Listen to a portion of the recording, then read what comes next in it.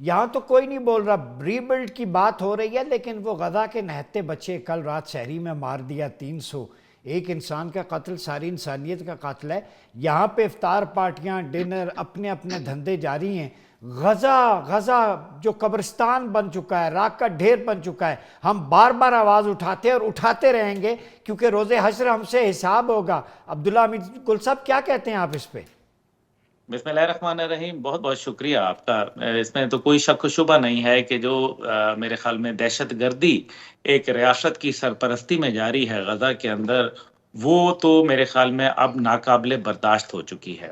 اور ایسی صورتحال اگر برقرار رہی تو یقین مانیے کہ دنیا تیسری جنگ عظیم کے دہانے پہ جا کھڑی ہوگی۔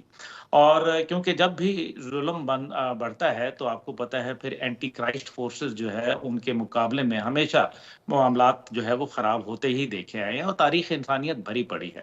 جہاں تک تعلق ہے کہ امریکہ نے اپنی میرے خیال میں انٹینشنز کو ڈکلیئر کر دیا ہوا ہے، یورپ نے ڈکلیئر کر دیا ہوا ہے، اور اگر مسلمان دنیا جو ہے اس کو سمجھ نہیں آ رہی اور وہ یہ سمجھ رہی ہے کہ اپنی ملت پر وہ قیاس اقوام مغرب سے کرنا چاہتی ہے، تو پھر اس کو یا تو اس کے قوم رسول ہاشمی ہونے پہ شک ہے، یا پھر ان کے کردار کے اوپر، اور یا پھر ان کی نیت کے اوپر جو ہے وہ سوالیہ نشان یقیناً اٹھ جاتے ہیں۔ ایک حمیت، ایک غیرت، اور ایک جو میرے خیال میں جہاد کا جذبہ ہے وہ کہیں کمزور پڑ رہا ہے۔ اب آپ دیکھ لیجئے کہ کچھ عرصے سے جب جہاد کو اس انداز کے اندر پیش کیا گیا، ایک وقت تھا جب سوویت یونین کا کلیپس ہوا اور جہاد جو ہے صلاح الدین ایوبی رحمۃ اللہ کے بعد دوبارہ ایک سر اٹھایا، تو اس سے پوری دنیا میں مسلمان دنیا کا جو دھاک تھی وہ بہت سخت طریقے سے قائم ہوئی، اور جہاد کے سے یہ ڈرنا شروع ہو گئی کہ کہیں ایسا نہ ہو جہاد جو ہے وہ آگے شروع ہو جائے۔ لیکن آج جو ہے ہمیں بھی فیصلہ کرنا ہے، لیکن اگر ہم یہ دیکھ رہے ہیں کہ کس طریقے سے ایک دفعہ پھر جو صہیونی طاقتیں ہیں، جو طاغوتی طاقتیں ہیں، وہ مسلم دنیا کے خلاف آ کے پھر نبرد آزما ہے، چاہے وہ یمن کا معاملہ ہو، چاہے وہ ایران کو دھمکیوں کا معاملہ ہو، چاہے وہ سعودی عرب کے اوپر یہ شرائط ہوں کہ آپ 1000 بلین ڈالر جو ہے اگر آپ انویسٹ کریں گے تو پھر میں آپ کے ملک آؤں گا۔ بھائی آپ نہ آئیں، ہم کوئی ایسی بات نہیں، آپ کے آنے نہ آنے سے کوئی فرق نہیں پڑتا، لیکن اصل مسئلہ یہ یہاں جی ہے کہ واعتصموا بحبل اللہ جميعا ولا تفرقوا، ہم نے اللہ کی رسی کو مضبوطی سے نہ ہی تھاما اور ہم تفرقے کا شکار ہے، اس لیے مار تو پڑے گی۔ اب جہاں تک بے حسی کا تعلق ہے، یہ ٹھیک ہے، لوگ اکٹھے ہوئے، لوگوں نے بات کی، لوگ جو ہے وہ روزانہ کنڈیم کرتے ہیں، لیکن آپ چھوڑ دیں غزہ کو تو ایک سائڈ پہ، ہمارا پڑوس جو کہ کشمیر، جس کے بغیر ہم ادھورے ہیں، آج کشمیر میں جو ظلم و بربریت جو ریاستی داری جاری ہے وہاں بھارت کی جانب سے، تو آپ اس کے سامنے دیکھیں، ناگپور کے حالات دیکھ لیں جہاں مسلم کچھ فسادات شروع ہو چکے ہیں، اور اس ٹائم پہ پورا انڈیا جو ہے وہ جل رہا ہے، اور وہاں کے مسلمان یہ سوچنے پہ مجبور ہو گئے ہیں کہ دو قومی نظریے کی ہم نے کیوں مخالفت کی، کیوں ہم نے بھارت کے اندر رہنے کی سوچا۔ اور یہ دیکھ لیجئے گا کہ یہ آگ جو ہے ایسے زبردست بھڑکے گی کہ یہ ہندوستان کو ٹکڑے کرنے میں تقسیم کر دے گی۔ اچھا دوسری جی جانب جو ہے وہ امریکہ ہے۔ امریکہ اس ٹائم پہ جو ہے وہ جس طریقے سے، مجھے بڑا اچھا انہوں نے جو فریز استعمال کیا ہمارے بھائی نے، یہ بالکل درست ہے کہ وہ ایک آکوپائڈ ان کی پارلیمنٹ ہے، اور اسرائیلی آکوپائڈ، جوئش آکوپائڈ پارلیمنٹ ہے۔ تو ہمیں یہ دیکھنا ہے کہ اب ہم کیا کریں۔ اب انہوں نے جو کرنا تھا وہ تو کر دیا ہے، آپ اس ٹائم پہ اگر خاموشی سے رہیں گے تو یقین مانیے ایک ایک کر کے توڑے جائیں گے، ایک ایک ملک وہ لیں گے، ایک ایک ملک کو جو ہے وہ کاٹیں گے، اور پاکستان کی باری ضرور آئے گی، اس میں ٹھیک ہے کوئی شک و شبہ نہیں ہونا چاہیے۔ یہ جو ابھی امریکہ 8 بلین ڈالر کا، to be exact 7.12 billion dollar کا اسلحہ چھوڑ گیا، یہ کوئی دو چار بندوقیں نہیں تھیں، یہ دو چار کوئی گاڑیاں نہیں تھیں جو رہ گئیں، اتنا ہیوی اماؤنٹ کا اسلحہ تھا، یہ دانستہ چھوڑا گیا۔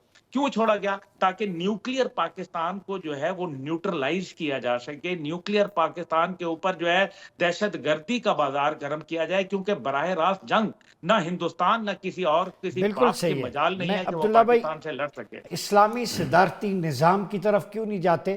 77 سال سے یہ جمہوریت مجبوریت اور جبر کا نقشہ پیش کر رہی ہے، لوگ خودکشیاں خودسوزیاں کر رہے ہیں جس میں اشتہارات اور دیگر چیزوں کی مد میں تو پیسہ لگتا ہے، لیکن عام آدمی کے لیے ابھی میں کل کی مثال دوں، Pakistan institute of medical sciences امریکہ سے ایک بہت بڑے ڈپلومیٹ آئے ہوئے تھے، انہوں نے مجھے فون کیا کہ ایک ہارٹ اٹیک کا پیشنٹ تھا، تو اس کے لیے وہاں پہ انجیکشن نہیں تھا رات کو.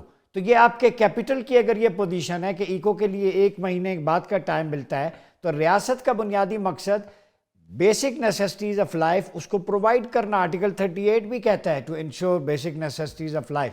تو جیسے رانا صاحب نے کہا سود حالت جنگ میں، تو پھر لاشیں رمضان میں نہ اٹھیں تو کیا ہو؟ کیا سمجھتے ہیں آپ؟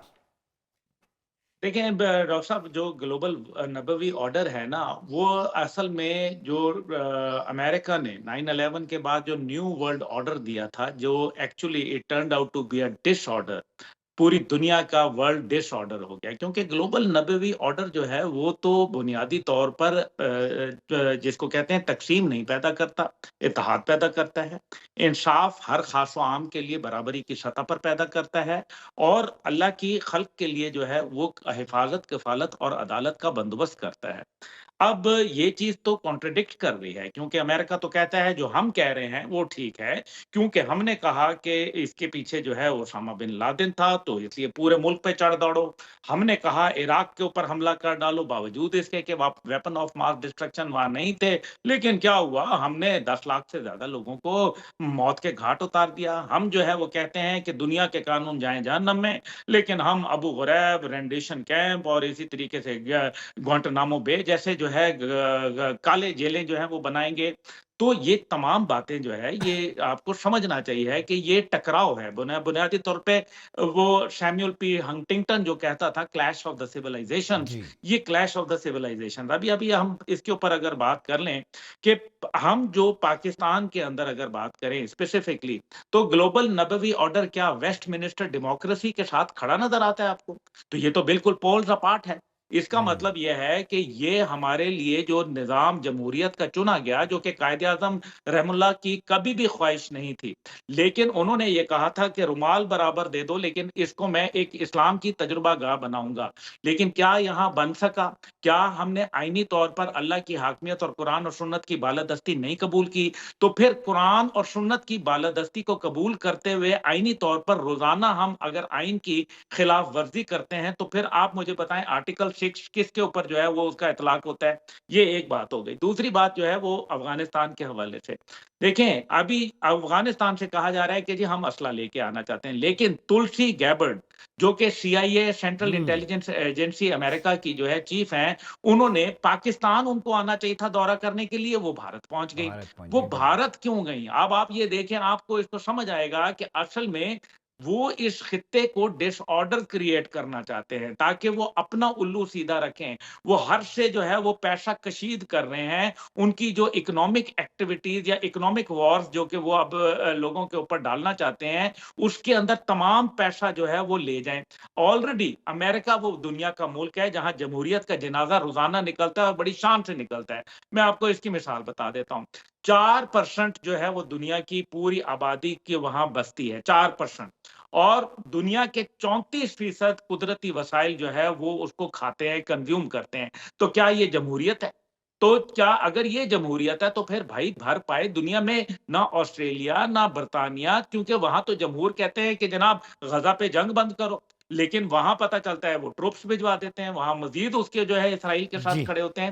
اس کا مطلب ڈاکٹر صاحب یہ ہے کہ ہمیں جو ہے فوراً ایک اپنی پالیسی جو کہ ہماری بنیاد کے اوپر بیسڈ ہو، جو ٹرو ریپرزینٹیشن آف اسلام ہو، جو کہ میں کہا گیا کہ peace, prosperity and happiness for mankind. یہ قائد اعظم یہ محمد بالکل علی جناح کے الفاظ ہیں، مین کائنڈ.